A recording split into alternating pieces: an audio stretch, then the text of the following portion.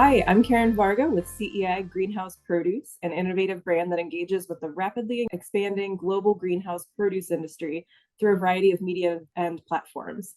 Our mission is to educate and connect greenhouse produce growers and allies to help better understand and sustainably advance the global food industry. So, on this episode of CEAg Talks, I'll be speaking with Henry Gordon Smith. Henry is the founder and CEO of Agritecture, an advisory services and technology firm focused on climate smart agriculture, particularly urban and controlled environment agriculture. Henry has more than a decade of experience in controlled environment agriculture and is here today to share his perspective on the greenhouse produce industry at the past, the present, and looking forward at the future. Henry, thanks for joining me today. Yeah, thanks, Karen, for having me. I'm so excited to be here and talk more about, growing undercover and all the work that you're doing and we're doing.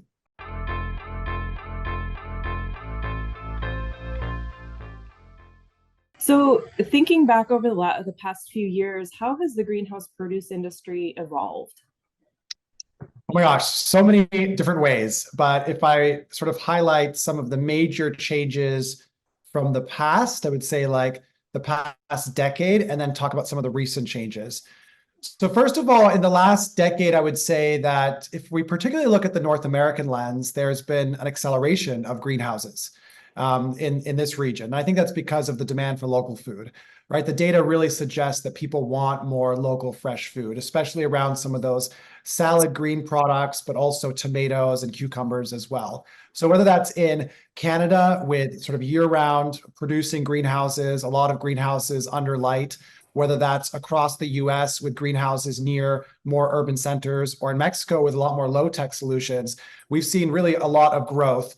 I think 7 to 10% CAGR per year is the kind of growth we've seen. And I think that's mostly been driven by, again, the demand for clean and local food as a primary driver. Maybe a secondary driver would be the sort of awareness of climate change, right? This idea that we need our crops to be grown in a way that's more resilient to shocks in the system like storms. We've seen a lot of damage in the last 10 years to outdoor agriculture because of storms. That's pushing some farmers indoors, as well as droughts or water scarcity. Obviously, a lot of greenhouses recirculate their water in a more efficient way than outdoor farming.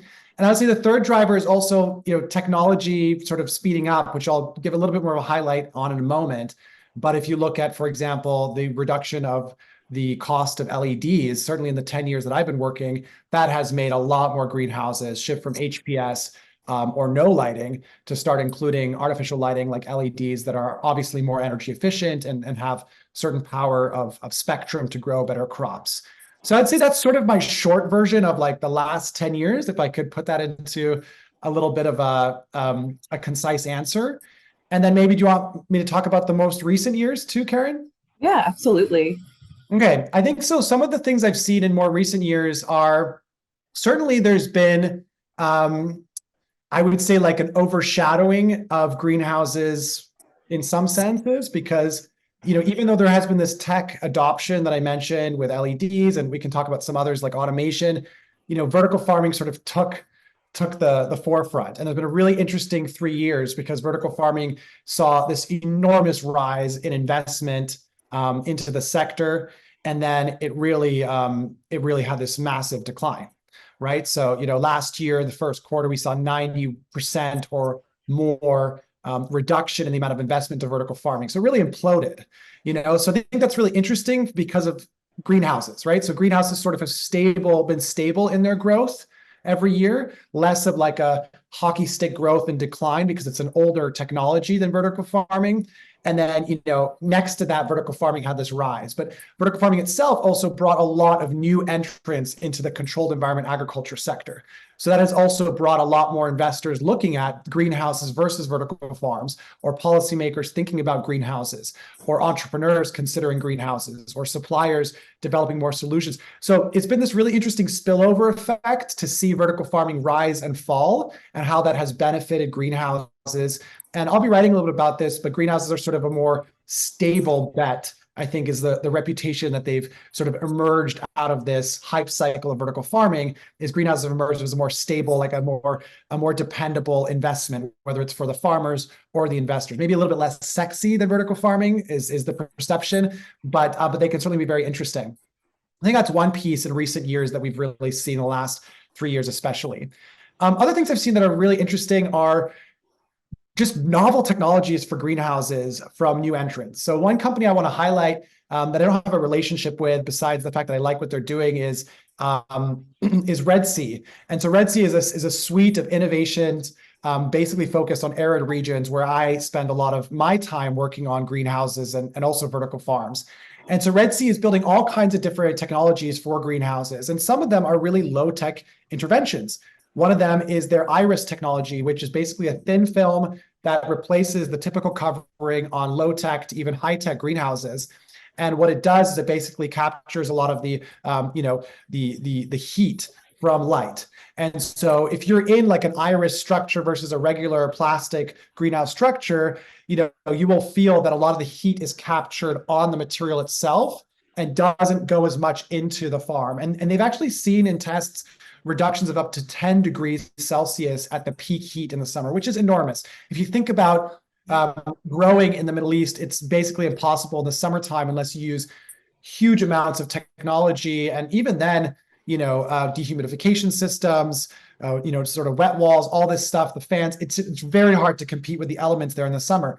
But this presents a way to sort of extend the season for even the lowest of technology greenhouses undercover in that region. I think it's very exciting for hot climates. So we've seen now new small interventions that get into that.